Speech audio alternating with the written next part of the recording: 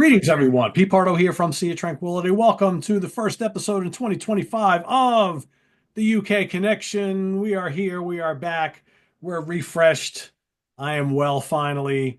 I'm even going to drink my first beer today since the last time I hung out with these gentlemen. And let me introduce them, of course. Simon Bray and Steven Reid with us here once again. What season is this? I know like Jamie Laszlo proclaimed that the first episode of the Review Crew last weekend was actually the second season of the Review Crew because it started in January of last year. How many years have we been doing this show? Like what season would this be? Four? Oh, I was going to say winter. Shit. Well, I know that. Oh, God. Oh, God. Television season, Simon. Who Television. doesn't know, right? We have series because we're British, aren't we, Stephen? We're British. We are, yes, we're British, don't you know? Series. We have series, not seasons. Although we all call it seasons here now too, because we all think we're American, really, somehow. I don't. No, you don't know. You definitely don't, do you? Well, we've been on here for a while. I'll put it Yeah. to you. However many years it is or seasons it is, whatever. Yes. And however long it's been, it feels much longer for everybody else.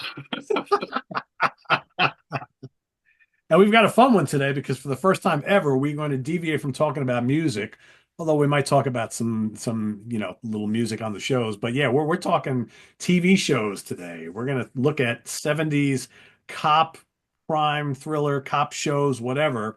And we're going to talk about our favorite shows, and maybe we'll get into a little bit of the little jingles that they have and all that sort of thing. But before we do that, we have a bit of business to take care of. Simon, what are you drinking today? Well, because we're going back to the 1970s, I just couldn't resist Disco King. Oh, nice. Wow. No, from the good people at Turning Point, which is in Knaresborough. It's apparently piney, fruity, and citrusy. And because I poured it whilst I was waiting for you chaps to turn up, I've had a sip already. I'm going to have another sip and think and go, hmm, it's all three of those things. And it kind of makes me initially go, eh. So I'm going to hold fire on giving it a rating until later. So if you remember, you're going to have to ask me at the end because oof, not confident. But it's a big, it's quite a big can. So, 2.24 UK units.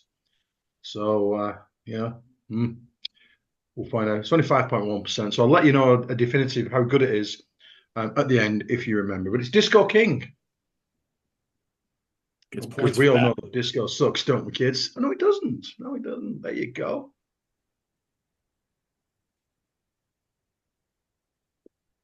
It's your turn, Yes. Stevens.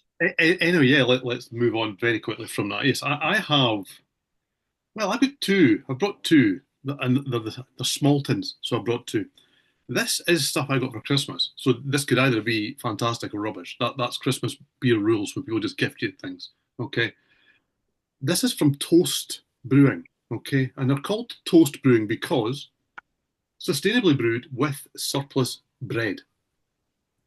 Now there's yeast in bread, I suppose. So we've got a New Dawn Session IPA. It is 4.3%. And it looks like this in my Toast Brewing glass, which is actually very nice, I have to say. So it looks like that. And I've also brought along, and I brought it along because, well, it says lager on the front. So there's a good chance I'm going to go, when I drink this. And I thought, well, let's have both.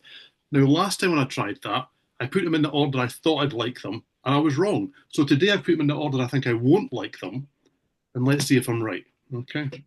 So this is the New Dawn Session IPA.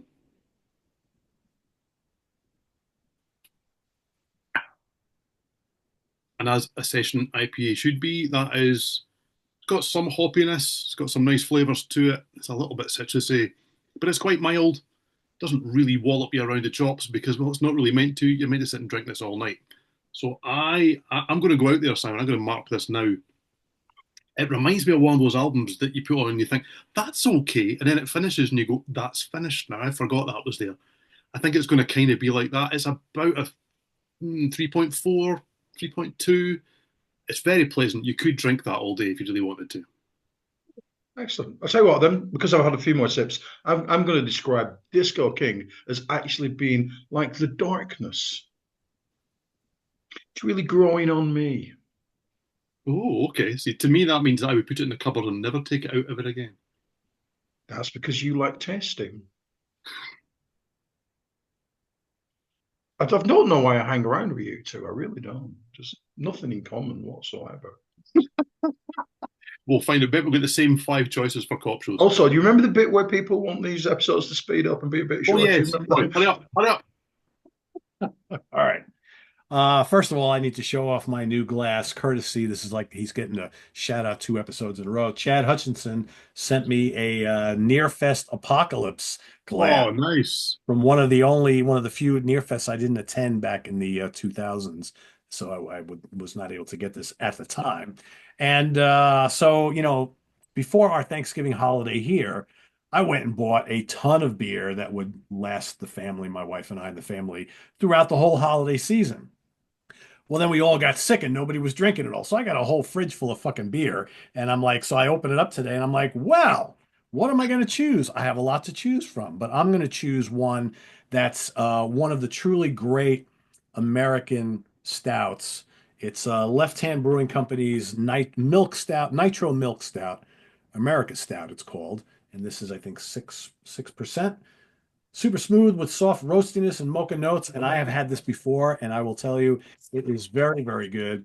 Very, very good, like a Grand Funk Railroad, a great American band. This is a great American stout, and it kind of looks like this. It's basically, if you want my honest opinion, it's basically the US's answer or Left Hand Brewing's answer to Guinness. Maybe it's a little heavier, obviously, but it kind of looks like that. Looks very much like a Guinness, pours like a Guinness. It's got a little, nah, it smells a lot like a Guinness. And it's smooth like a Guinness. A little more mocha. Like Guinness has that very slight coffee thing going on. This maybe has a tiny bit more, but I bet you Steven would even like this a lot. Maybe not quite as good as your Scottish beer, which I have more of in my fridge. I was gonna have one of those tonight, but I'm like, maybe next time. But this is very close to that. So if you like that beer, you'd like this too as well. So yeah, Oh, sounds good. this is a Grand Funk Railroad of American stouts right here. All right. That being said, we are going to talk about 70s cop shows. That's right. Some of these shows I haven't seen in 40 years, but I do remember watching all the ones I picked, I watched. We've got 5 of them. Do we want to do 2 at a time? Yeah. Two, two, and one. Okay. Sounds good. So, Simon, take us back to the 70s and those beloved cop shows that you Oh, I thought you were going to say take me back to the 70s and be racist and pick up white dog poo and stuff like that. But no, that's not what you're saying. Okay, excellent. I am going to strictly keep this within actual cop shows. So I'm not going to choose something like say Petrocelli, which I utterly loved because he was more of a lawyer, wasn't he? Really? Yes, he was. But That face is people, cheated I then. know. Sorry, Stephen. I'm saying that face that I've made is not because of you saying that. It's because I probably cheated then. Okay.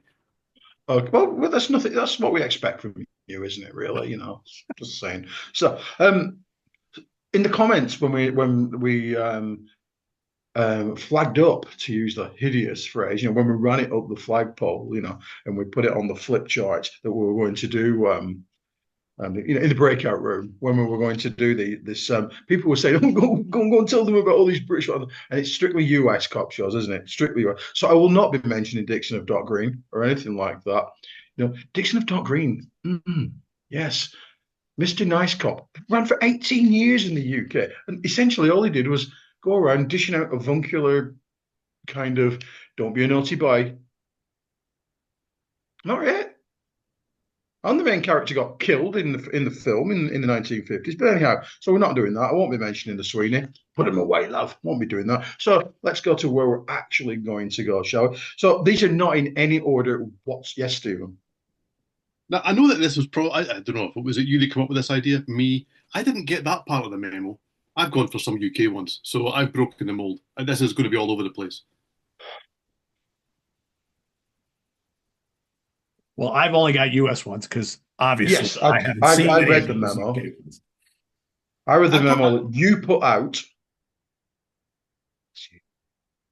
That would be me. That's right. So I've kept it to Forgive us, folks. This is the first time we're doing this, so we're kind of we get strictly our shit together. American Trust me. stuff. Okay. And there were lots of great American cop shows, and um, they all had their thing. You know, people look back on the 70s and say, well, there was no diversity. Well, yes, there was. Because my first one is Cannon. Sure, we all remember that with William Yeah. Conrad. Yes, I yes. love that. I love that. I love because he looked like my dad. That was a very big man. Yes, indeed. And that was his thing. He's fat. That's it. He's fat. He can't run after the perps. He can't do it. He could kick doors in. Yeah, he was really smart. Not just street smart, but clever smart. Smart in every way, shape, but he couldn't run. But he could catch up to people like he was Michael Myers. He's going really slowly, but how's he done that? How's he done that? Yeah. Oh, he's gone around a different way, hasn't he? He's so clever. There you go. Yeah, had a great theme tune. It's a Quinn Martin production. Oh, it makes sense when you see that it's a Quinn Martin production, and it has those super cool credit sequences where the guy with the voice reads out who's in this week. Starring William Conrad and Steven Reid. Special guest star Peter Pardo. Yeah, just like that. Tonight's episode, to ride a tiger. Oh, I'm in. I'm in at that point. I really am. One of the reasons I've chose practically all of these is because they were. You think, oh, these are so exotic. At the time, you think these are so exotic, And actually, going back and trying to watch episodes now, you think, oh, that's a fat man in a fairly crappy car. And actually, things are a bit grim in America, aren't they? Because they were certainly grim here in the 70s. I appreciate I'm older than you, Stephen, but they were pretty grim. But anyhow, Cannon, he's fat. That's it. I loved it. I did, and I've really enjoyed digging out clips and watching old episodes. I've also thoroughly enjoyed because you can actually still see Kojak here in the UK. Yes, you can. It's run from 1974 to 78. I've done the Steven Reid style research. Yeah. And what was Kojak's thing? He was bald. And what else? He ate lollies. There you go. Two things. He's got two things going on. And he was Greek. Wow, fantastic. Yes. There you go. And then I started watching a few, and then realized it's 3 o'clock in the morning. And you think, that's Harvey Keitel. And it was, and it was. Telly Savalas clearly got his brother George a job as part of the cast, like you do. Nepo shit's never not been here, has it? Never not been. And he also didn't really solve things by beating people up and stuff like that. He solved the crimes and with a nice one-liner, sticking the word "baby" on the end of virtually every sentence, or "pussycat," or "sweetheart." Yeah, and he wore a fedora. Always cool. I'm not going to mention the streets of San Francisco, tragically not, but Carl Malden wore a fedora. And you think, yes, there was a time when I was young, people wore hats. People don't wear hats these days. Now, everybody used to wear a hat and a suit. Now they don't. Here. How times have Although they're not changed. wearing hats like that. It's No, like here there it's you go. baseball cap, front or back, however you want to wear it. Everybody wears them here. Everybody. Well, not everybody, but a lot of people. Well, they shouldn't. And especially if you're a man of a certain age, i.e. over 12, you definitely shouldn't wear a baseball cap backwards. I'm looking at you, Johnny Van Zant. That's who I'm looking at. Just saying. So, yes, Kojak and Cannon. One was fat, one was bold. They drove around in cool cars and said cool things. I love it. Big fan of their work. Stephen. Well, see, as we've established already, I have made this up as I've gone along in a way that nobody else has made this up as they've gone along. There is a reason for that. One, because I'm an arse, but mainly it's because, yeah, absolutely. I like to be honest when I do these shows. Okay. So there are things I could do like Kojak. I haven't really seen a lot of Kojak. I have seen episodes. And I do. I mean, I know all the references. I know the lollipop, who loves you, baby, all this kind of stuff. I know all that kind of stuff because it was parlance at the time. I didn't really watch very much of it though. So when I really sat down to try and do five, that I thought actually I really did watch these. Maybe not when they first aired because I was 7 when we went into 1980. So I ended up thinking, well, I can't do 5 US ones. And once that wall was broken, well, the wall was broken. So I've got a mixture here, is what I've got. So my number five is not a US show, although it does also have a US name because I went with Randall and Hopkirk Deceased at my number five, which in the US was called My Partner the Ghost. Okay. There you go. See, Pete's totally right. So the premise of Randall and Hopkirk Deceased, okay, is that in the first episode, this cop duo, this partnership, well, Hopkirk dies in the opening episode. And you think, well, that's a short series. But the whole point is he comes back as a ghost and he helps out his partner, who's the only person who can see him because, well, it makes good telly. There's no better reason than that, realistically. That is the only reason why that happens. Now, some people will also say he's really cheating here because, well, it started in 1969, it finished in 1970. It had one series and one series only, which really amazed me when I went and looked at it. So, goodness knows how many times I have seen this series over and over across the years. But it's one of those things where you watch when you go, oh, I remember this. You just presume there's loads of them. There's clearly not, in actual fact. The two main stars, Mike Pratt was one of these guys. I think he died in 75, unfortunately. He was in everything from Callum to UFO, Crown Court. Every UK actor was in Crown Court at some time. He was in The Brothers. And his partner who died in the show was Kenneth Cope, probably most famous for shouting "Everybody out!" and "Carry on at your convenience." But he was in 100 episodes of Coronation Street, 150 plus in Brookside. He was everywhere for years. It was made by ITC, and they made everything from The Champions to The Prisoner, The Persuaders, The Saint, Man in a Suitcase, Space 1999. And you just know that all of those shows didn't quite know what they were. They try to be really funny, but they also try to be serious and gritty. So when I was young, I watched Randall and Hopkirk Deceased, and this ghost would go and appear places, and it was funny. And I kind of thought it's a bit of a comedy show. You watch it now because it's on whatever random channel it's still on, still being shown as I speak, probably. And you think, actually, it's a bit darker than I realised. It's not hard hitting telly, but it has a lot more going on than just this kind of one sort of gag that I looked at when I was however old in the 80s when I was watching reruns going, isn't this funny? But it's also got a great theme tune written by Edwin Astley. It's all harpsichord and various things, and it just sets the scene perfectly. It's just fabulous. It's rubbish, but it's fabulous nonetheless. And I think that's a theme for a lot of these. With my number four, Simon's mentioned that I have gone US, and I've gone for the streets of San Francisco.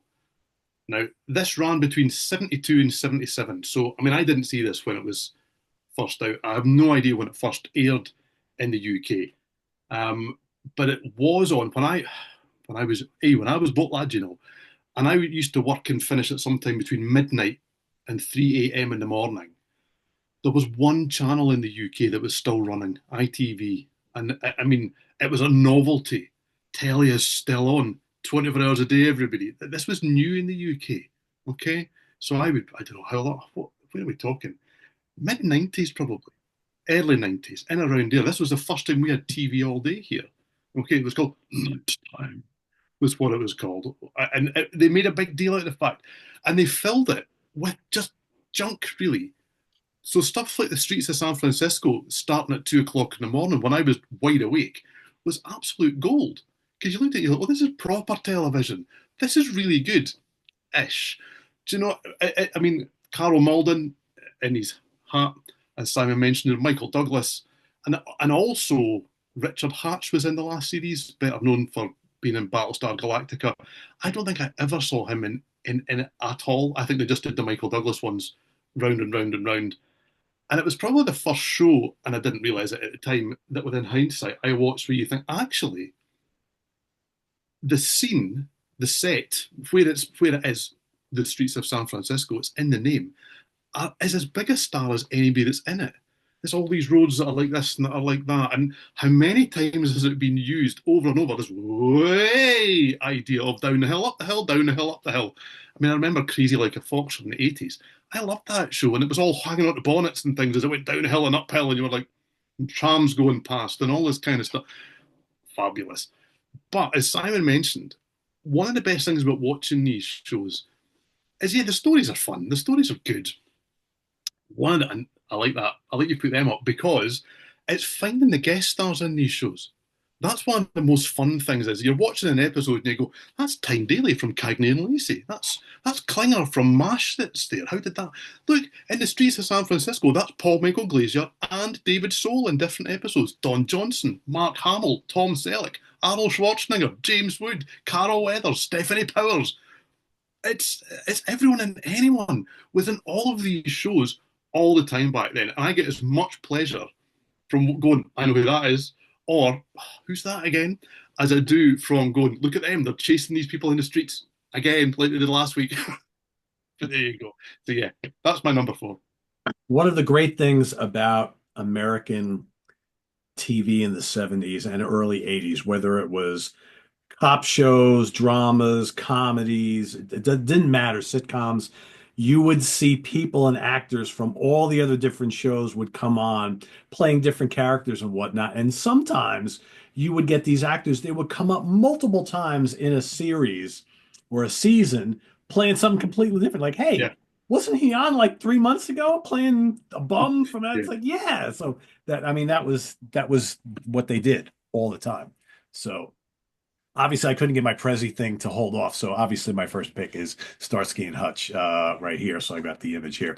So this show ran from 1975 to 1979 on the ABC network here in the States, starring Paul Michael Glazier and David Soul as the two main characters.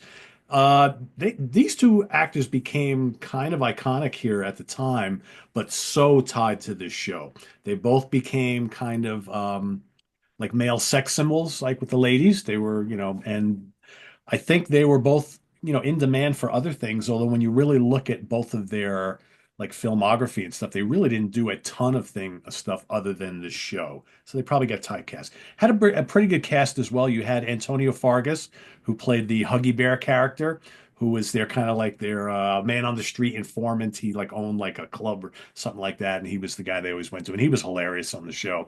And you had Bernie Hamilton played their boss, Captain Harold C. Doby.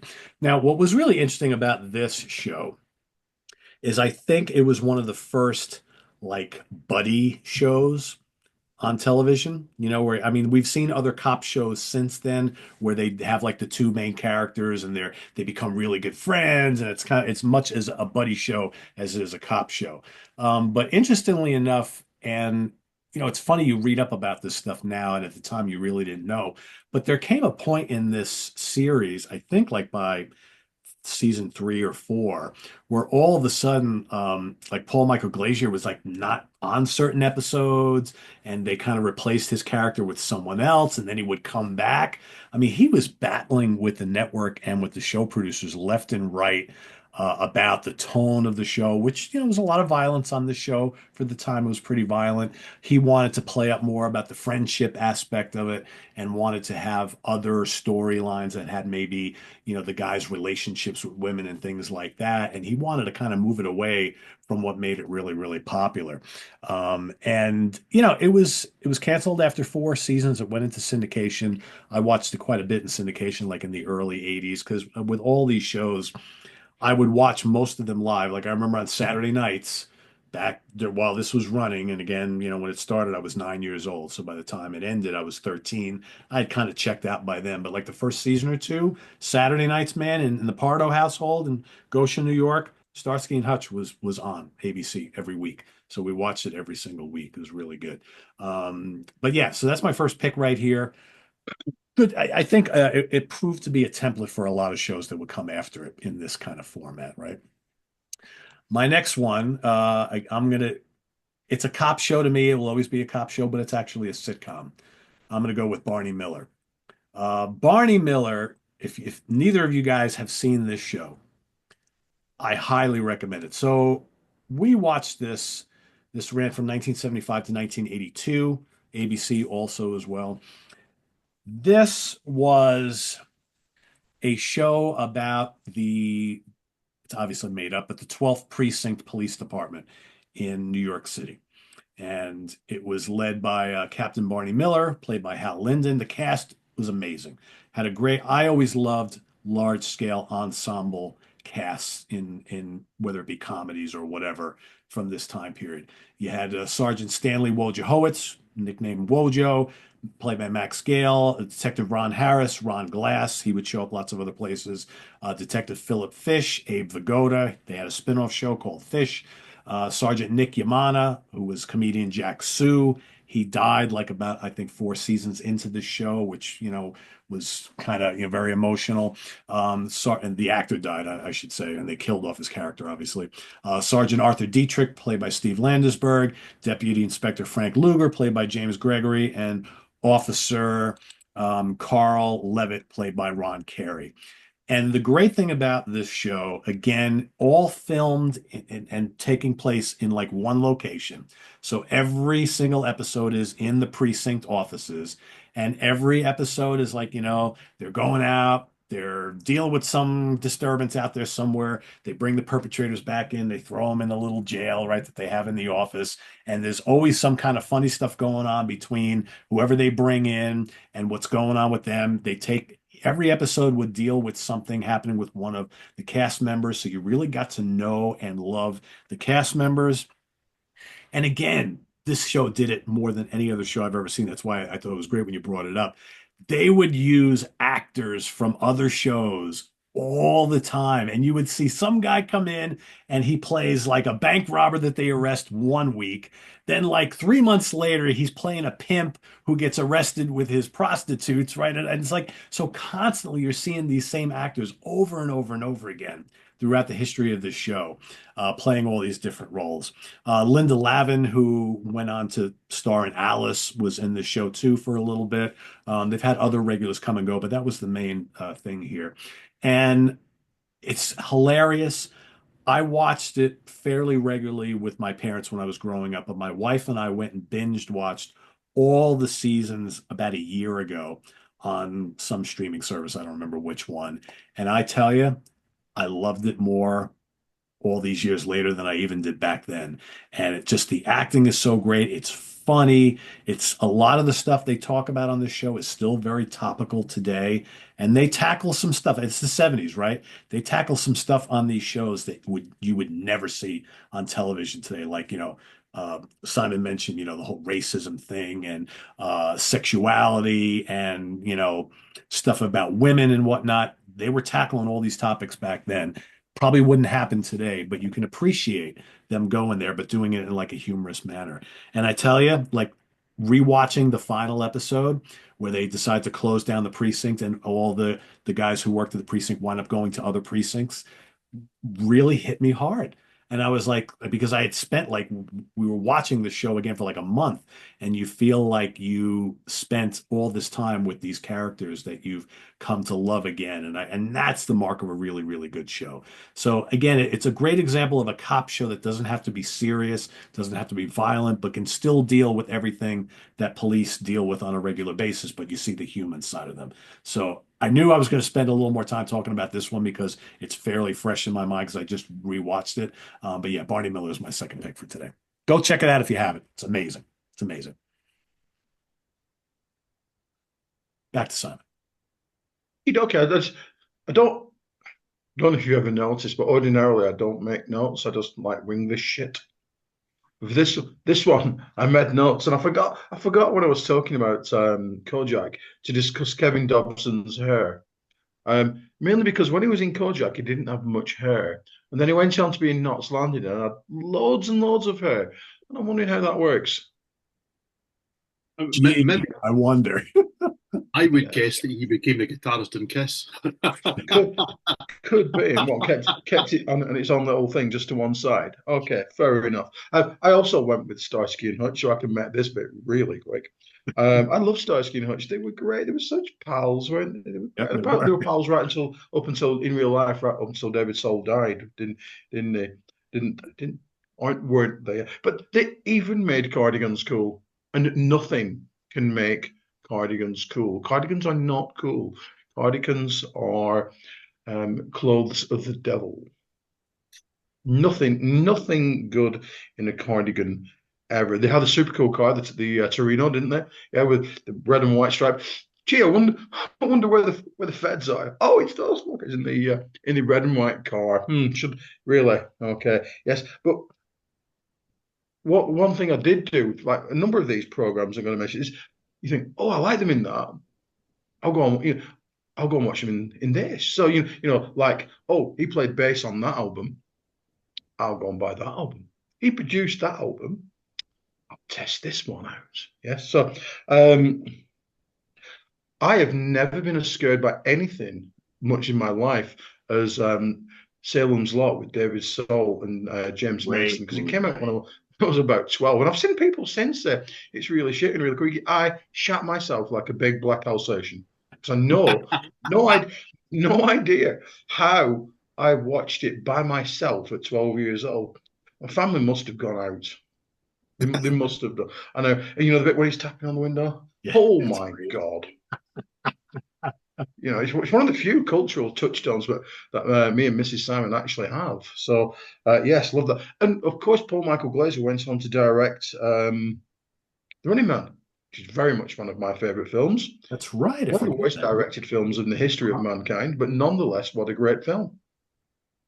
And who provided the soundtrack for that? Who did the song at the end, kids? Who was it? I know I should know. Oh, Ah, oh. that's right. There you go. See, it's all circular. You In know one it of is those in one of those moments where he was allowed out of the pantry, right? Yes. very Yes. much so. Yeah. And So, before we get off the Starsky and Hutch, does anybody remember the very, very young, one of the most gorgeous women in the world ever, did a little guest appearance as Starsky's girlfriend in an episode or two before she went on to star in Wonder Woman. Linda Carter was on Starsky and Hutch. Go there look you up the go. episode. It's on YouTube. Fact fans, yes. But what also happened is that some of these people, I meant to kind of mention this with Kojak, broke out into popular culture. Telly Savalas had a #1 hit reciting the poem "If." And I yes, Stephen. saw that was on Top of the Pops on BBC4 on Boxing Day. They did 1975, like 3 episodes back to back. That's one of the worst things I've ever heard. I'd never heard that before in my life before. I was aware of it, and you are waiting for him to stop talking and start singing as he's basically mauling this Do girl something. in the video.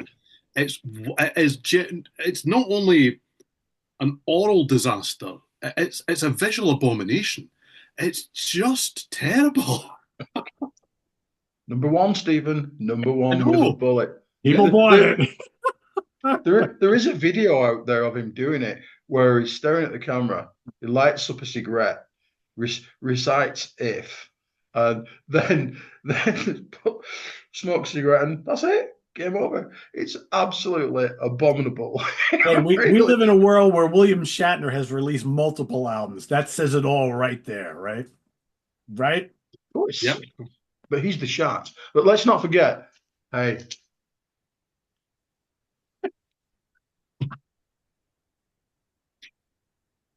people have been wondering where this album's been and why we haven't ranked the songs on it. Well, here it is. Just say, For starts so with many Silver Lady, reasons.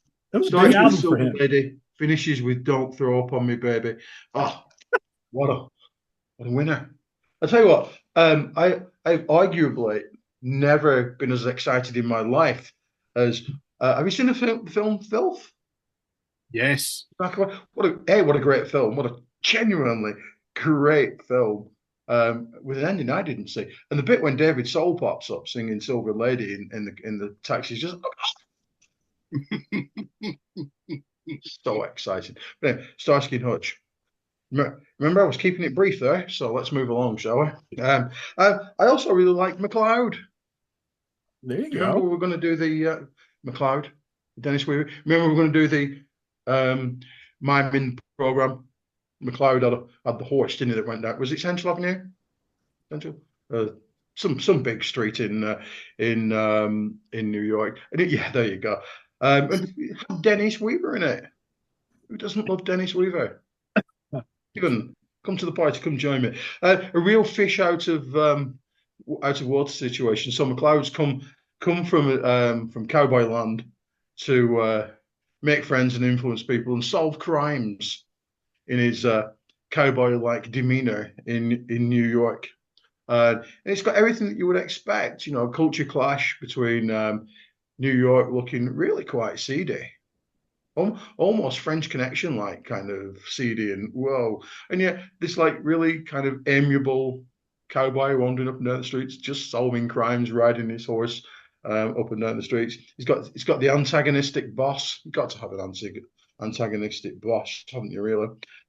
And the thing was, though, the character of McCloud, he was just so optimistic. Things were clearly really, obviously there's a murder every week, or bad stuff's happening. He was so optimistic and so nice and so polite and so lovely. And I always enjoyed it. And that, in a similar kind of David Soul kind of, the first time I saw Duel, which we all know is Steven Spielberg's best film. We all know that, don't we? I think, why would anybody want to do that to McCloud? Because obviously saw it quite a bit later. Why? Why is that Laurie trying to kill McCloud? Why? Don't do that. Spoiler alert. It doesn't. Yay. Okay. Yeah. So I know. Let me tell you about that's the whole film there, and in the space of like 10 seconds. That's the entire thing. Let me tell you about Romeo and Juliet, kids. Why have I got a surprise for you? Oh, yeah. Dude, such a good film too. But genuinely, you can describe it like that. just say. But yeah, I mean that was So we've got the fat guy, we've got the bald guy with the lollies, and we've got the cowboy. Who said that they didn't, do these kind of these kind of interesting, quirky kind of things? Because they did. They did. And the two best friends. Don't forget the two best friends. And I've got a dead guy in mind who's still in it every episode. There you go. You know it makes sense, my young friend. So those are my next two. I shall now sit here while one or both of you choose my final one. Well, I'm probably not going to here because I'll upset you more by having two UK choices now. Okay, so that's I kind of thought before I do, and I know we said briefer than before. It was me that said that. Revelation. This is really good. I've done this time around this time. It is really good. It's the best lager I've had in a long time. It's probably the only lager I've had in a long time, but it is really good. I like the fact that the barcode's a loaf of bread too. I'm easy pleased. I'm really easy pleased. That's kind of cool. Yeah, it is kind of cool. There is some thought put in here, I have to say. It's kind of got a sweetness to it that Does it taste bready? Does it taste bready or? I can't say it's a bit like it's not like having like a corned beef sandwich, but it's. Do you know what I mean? I'm not really getting. I would hope not. I'll mix some Plowman's pickle through it. We'll be fine. No, but it's really good. It's odd in the sense that if you'd handed it to me and I didn't know, I wouldn't have gone, "Oh, that's a lager." I wouldn't be able to tell you exactly what it was. Okay, it's really good. It's really good. Anyway, sorry. I think for a lager to be good, it can't be generic tasting. Yeah, it's definitely not generic. So many are. I'm really enjoying that. Excellent. That's a bit of a revelation. Anyway, yes, sorry, Simon. My next two choices are both going to be UK based. So I am going to do the Sweeney, which Simon mentioned. I would imagine, Pete, you have no idea what the Sweeney is or was. It kind of became the archetypal British cop show here for a while. It was synonymous with everything. I mean, its main stars John Thaw, who was Inspector Morse and many other things, and probably the most lovable rogue or sort of roguish hardsman, Dennis Waterman. He was on the telly all the time in the 70s and 80s in this and Minder and various things. And he was always bagging the ladies whilst clapping some other guy in the jaw and taking a doing, but always being totally fine at the end of it. Yes. He was always watching the ladies? Bagging. Oh, bagging. Okay. That's all bagging. Right. Thank you. Yes. You may have heard that something else. But this is a family show. But the Sweeney wasn't really. So how I got to watch it, I've no idea. It was really quite violent and it was really quite uncompromising. It was totally over the top. It was from a time in the UK where the old Bill was, apparently, as likely to smack you in the face and boot you in the balls as they were to bang you away for a very long time. It was really that kind of telly, and it didn't shy away from that at all. It really was just about the chase and the violence was really kind of its main sort of thing. I mean, it did give us immortal lines like "Get your trousers on, you're nicked." So there was a bit of tongue in cheekness and all that kind of stuff about it. And the theme tune by Harry South was fantastic. And I mean, it was the sort of thing that even I probably didn't watch this when it was first on because my parents were a little bit more responsible than that, I guess. But I still knew about it. You could still sing the theme tune. You still ran about the playground at that point going, "Oh, you're nicked," and all this sort of stuff. It was just kind of everywhere. Watching it now, it's actually really quite good. The violence is overplayed and overdone, or maybe it's not. Who knows? Maybe it really was like that back then. I don't know. But it does kind of stand up in that you certainly couldn't make it now kind of way. It's not family friendly. It's not. You wouldn't. I wouldn't have sat there with my kids when they were young and gone, "Guess what your dad used to watch when he was wee." We were Not probably watching a lot of television back in the day that we should not have been watching. that is very true, Pete. Yes, and arguably my number two. Well, it kind of falls into that, and certainly it had the reputation for that because I've gone with The Professionals at number two. And that was a show that was created by Brian Clemens. He was one of the main guys behind The Avengers, which I adore. Now, The Avengers was kind of like, I don't know, a weekend on LSD distilled into a 45-minute television program. It could be the oddest thing in the world where you really just had to kind of run with it and go with it and go, I have no real idea what's going on here. This makes no sense, but it's fun nonetheless. The Professionals was kind of not that. It was remarkably unbelievable in a kind of believable kind of way. It was about a unit called not MI5, but CI5, the Crime Intelligence Unit. And the main characters were Bodie and Doyle, which was Martin Shaw and Lewis Collins, who, funnily enough, first worked together on the Avengers, but as bad guys. Um, and then there was Cowley, it was Gordon Jackson's Scots guy. I didn't hear many Scottish accents on the television back in those days. He was kind of the guy that would run them. You know, he was like their boss kind of guy. He was running the show and telling them where to go and always wondered where they were on the radio and all this kind of stuff and telling them what to do. And then they'd go and do something else entirely. But obviously, solve everything.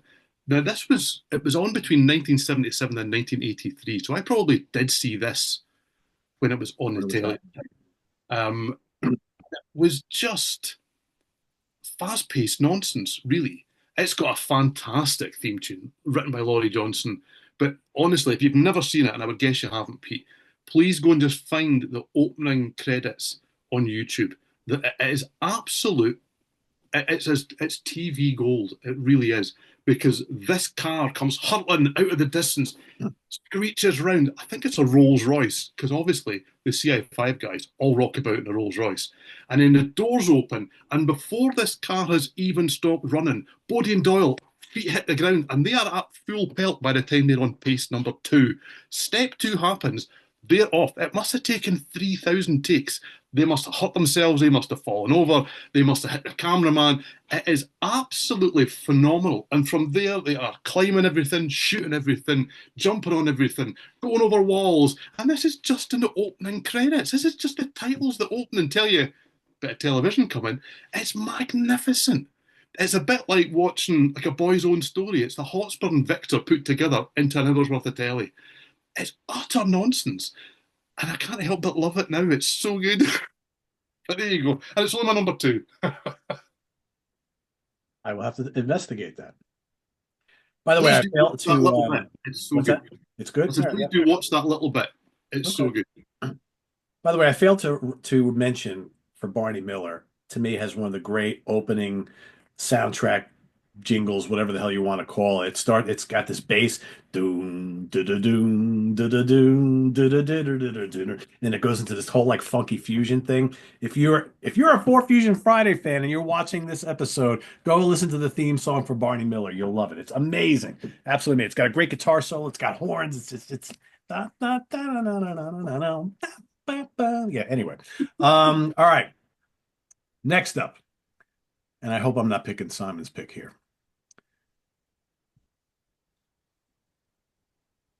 Columbo. Yeah, all right, I'll make it brief. Um, this is another one of those shows that I watched sporadically back in the day.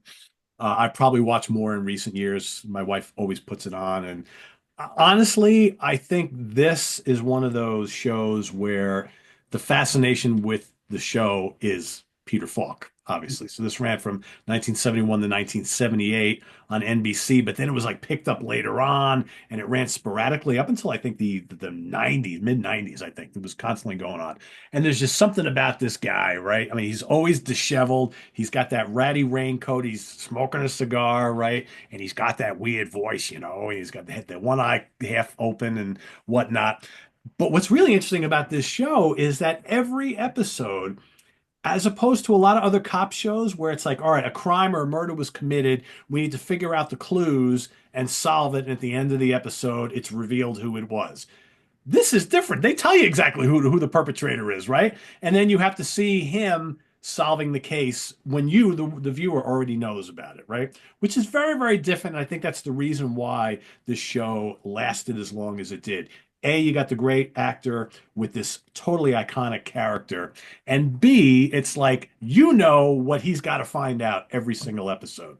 So I won't say any more in case Simon wants to talk a little bit more about it. If it's his pick, it's not okay. All right. So anyway, that's my next one, and we're gonna go. I'm gonna save my favorite for last. I don't know if it's my favorite, but I think Barney Miller is my favorite. But the one I love talking about is the last one. So here's one that I watched religiously back in the day.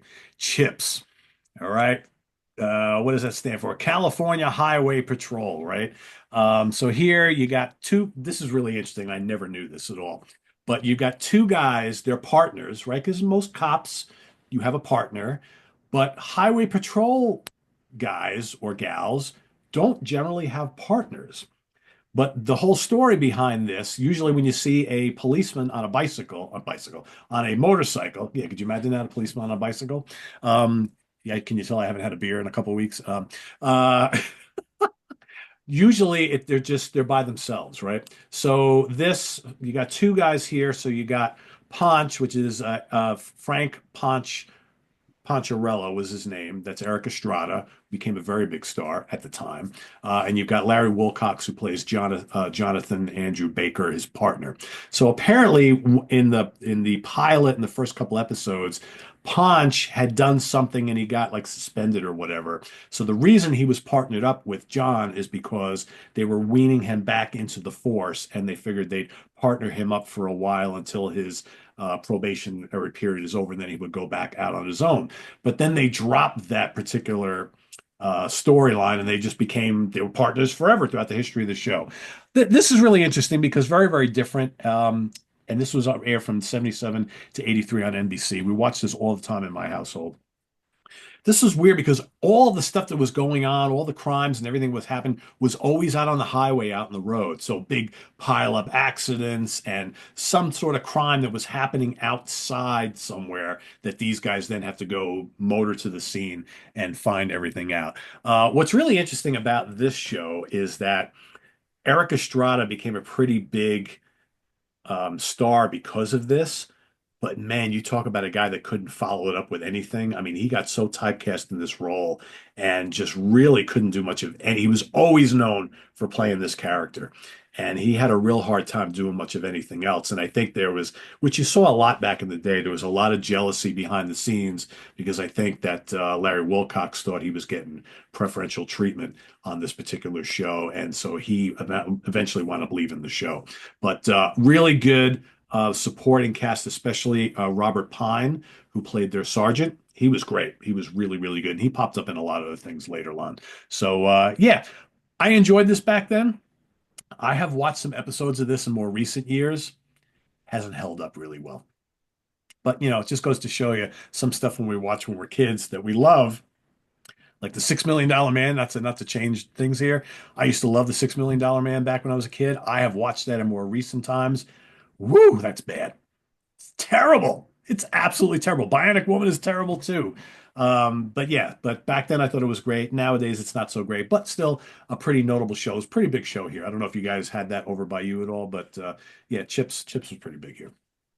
Yeah, we had that show here in my head, and I was pleased to hear you say it ran till '83. So I would guess, and I'm maybe wrong. I'm guessing we picked it up later here. That's an '80s show in my head. So I'm glad you gave the years because immediately when that came up, I was like, "Well, I would never have chosen that. Is that not the '80s?" But it maybe was here Yeah, it and not. started in 77 here. Yeah. Fair enough. All right, Simon. Okie dokie. No, didn't even consider Columbo. No, no, no. I liked Columbo, yes, but no. Um, my last choice, maybe not number one, might be number one because it was great. It's the Rockford Files. There you go. There you go. Good I show. win. Okay. From 1974 to 1980. Oh, everything about the Rockford Files was great. They had a brilliant opening sequence. This is Jim Rockford, leave your name. Yeah. And then something different every week. It took me years to realize that there was like something different every week. And then that theme tune. Oh Oh, the theme my. tune is one of the best. Yeah, for sure. Yeah, It's one of the greatest pieces of music in the history of mankind. yeah. I'm just saying. What a tune. And you've got a central character and a central performance by an actual proper film star. Because Yeah. they didn't do that back then, did they? Now No, you see it all the time everyone now, wants but not back then. No. yeah. Now these days, everybody wants to be on prestige television, don't they? I'll drop down, I'll win an Emmy or two. But James Garner, what a charismatic individual. Yeah. And Rockford's thing was that he was an ex-con that somehow. How do you get to be a private detective when you've been a con? How does that work? Just saying. Just saying. Anyhow, there you go. It was created by Stephen J. Cannell who went on to do the A Team. You can see the connection there, can't you? Wasn't he the one did the typewriter thing I at believe the so. start? Yes, I believe so. Yes. So super cool. And he had his friends, his posse, as it were, Becker in the police force, and is it Angelo, the guy with the beard. So just such a great, and his dad and the relationship with his dad was lovely, and just really, really um, excellent television that I remember just absolutely waiting. Ooh, ooh, Rockford Files, Rockford Files. Ooh, ooh, ooh, ooh, ooh. Me and my granddad used to watch the Rockford Files and just really, really loved it. Now the thing about all these kind of things is that all these programs that I've mentioned are quite difficult to see these days in the UK. You absolutely can't see Canon. Hmm. Starsky and Hutch is difficult. Kojak, however, they're all on ITV4 at the moment, kids. You want to McCloud, nope. Rockford Files.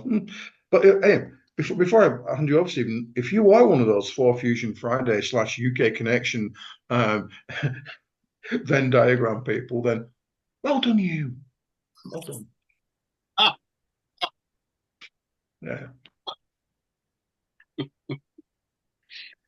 I am so glad that you chose this as your number one, Simon.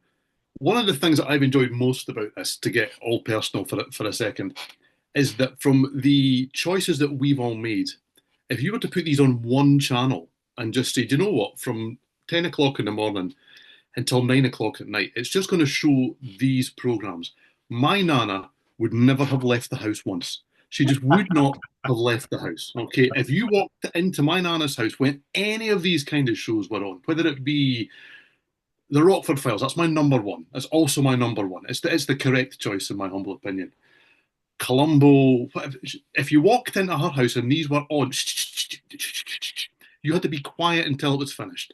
That was just the rule. You had to just sit down and pick that program up from wherever it was in it. And obviously, you could pick any of these shows up at any point and know exactly what was happening, but you couldn't say a word. So it's been a pleasure for me to do this because it just reminds me of her, and that in itself is an absolute joy. My number one is the Rockford Files. It's got the best theme tune on telly ever. I'm not having any argument with that in any shape or form. It's just fantastic. And that opening, yes, with the answer machine, and it's just phenomenal. It's such a great device to have to take you into the show. It doesn't do that thing where we sat and watched whatever it was on television here last night.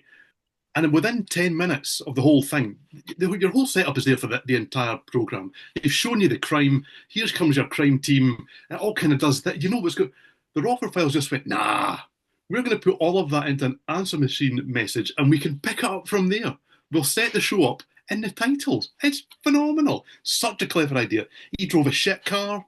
He was pretty bad at what he was doing, but he always managed to solve it. He never quite got paid what he was meant to get paid. He always seemed to get smacked in the face at some time. He didn't use his gun unless he really, really had to. It was quite wholesome in a way, so wholesome that you can put it on afternoon television now, and everyone goes, "Isn't that nice?" Back then, it was cutting edge stuff. Between 1975 and 1980, it ran here first. And yes, I'm with Simon. I was allowed, along with the Incredible Hulk, by the way, those were the two shows you could guarantee I was allowed to be let up late to watch because we're on at 9 o'clock. And I would be, I don't know, 5 when this finished its first time round. But I probably didn't watch it then because as soon as it finished running in 1980 here, it was repeated from the very start and they went all the way through again. And as soon as it finished that, we only had 3 channels at this point in the UK. Just the 3, that's all. No more, right? As soon as it finished its second run through, they put it on BBC Two and ran it all the way through again. And I Googled literally minutes before we came on air. And right now you can watch the Rockford Files on the iPlayer on BBC. It's available to watch as we speak. I think it's been on the telly in some shape or form all the way through from 1975 until this very day in the UK. It's fantastic and I love it. Yeah, it was very popular here. Still is. I still talk to people all the time who watch it regularly and rewatch it and whatnot. Yeah.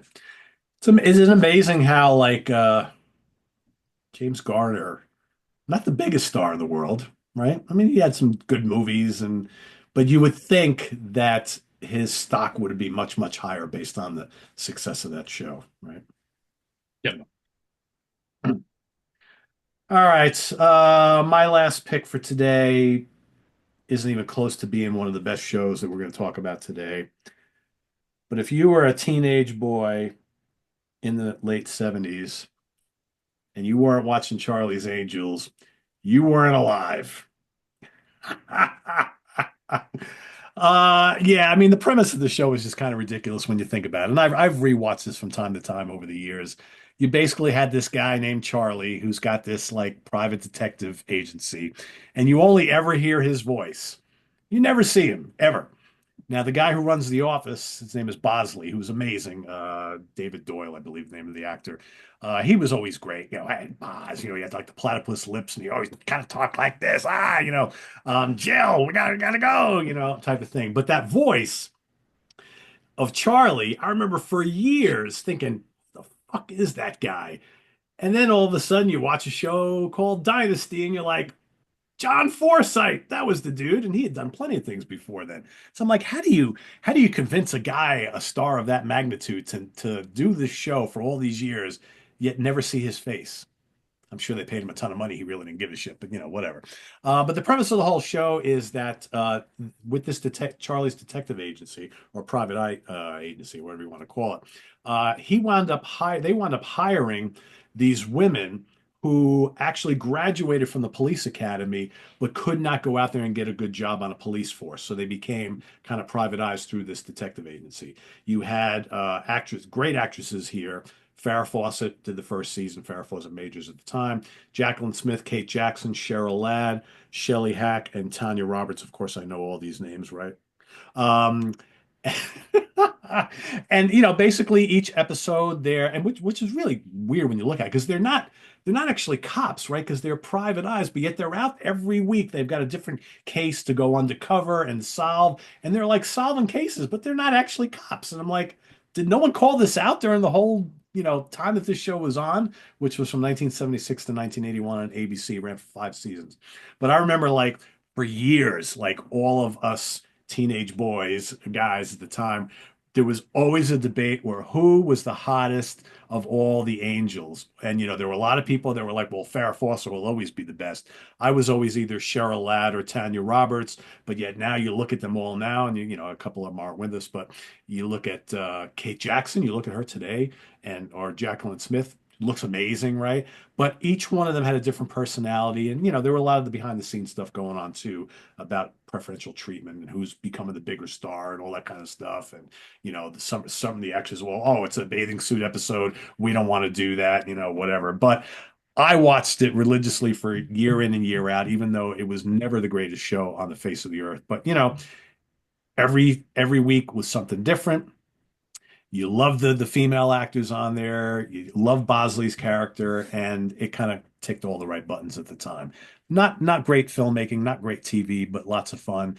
But it became like such a cultural like phenomenon here. Charlie's Angels was a huge show here for a number of years, up until maybe like the last season or two, but certainly the first like 3 seasons out of the 5 seasons. So, and it, basically most of these actresses went on to do other things, right? But for some, maybe not so much. They got typecast here. But yeah, that's my last pick today, Charlie's Angels.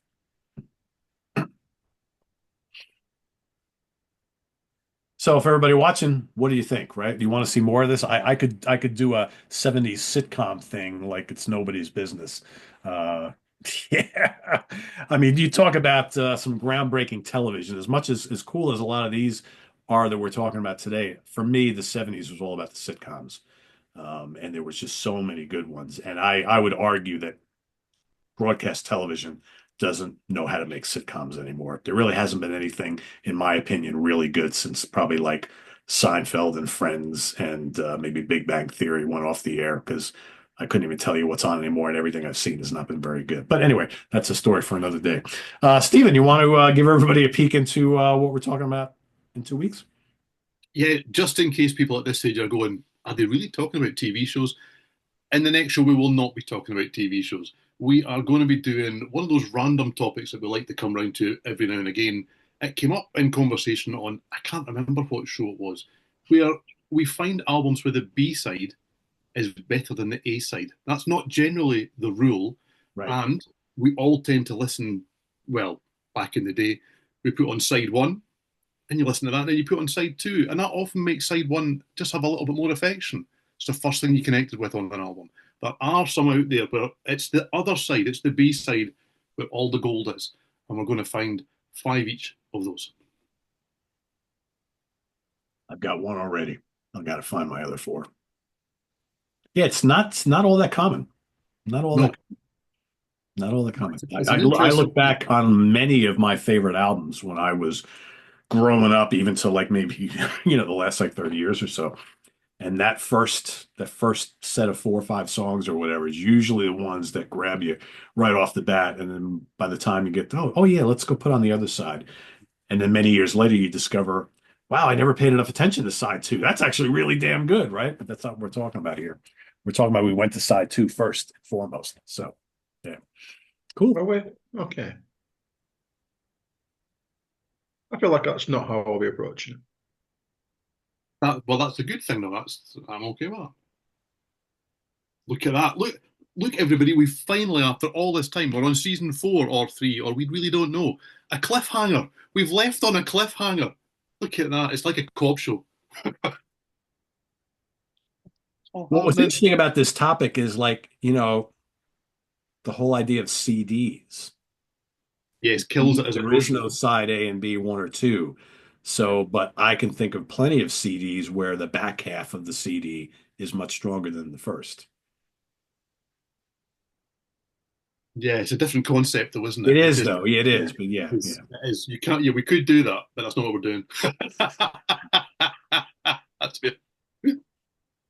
Anyway, so thanks for joining us, folks. Of course, as always, we like everybody to play along. So list your 5 favorite '70s cop shows, US or UK, right? I'm sure I'm sure when we first started talking today, when Simon announced we were going to be doing all US, all of our UK friends were like, no, what about the great UK shows? So Steven saved the day on that one. Not that I've ever heard of any of them, but that's okay.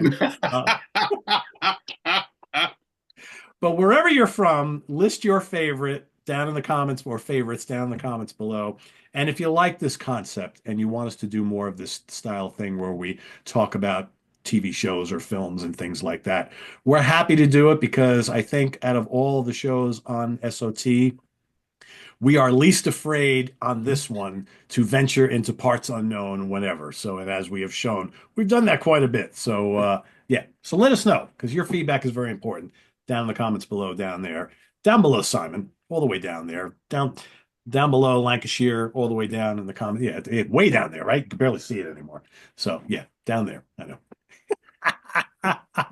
Visit us on the web at www.seatranquility.org. We're on Facebook. We're on YouTube all together all the damn time. Please subscribe if you haven't already and click on that notification bell so you get alert of all of our content as a post.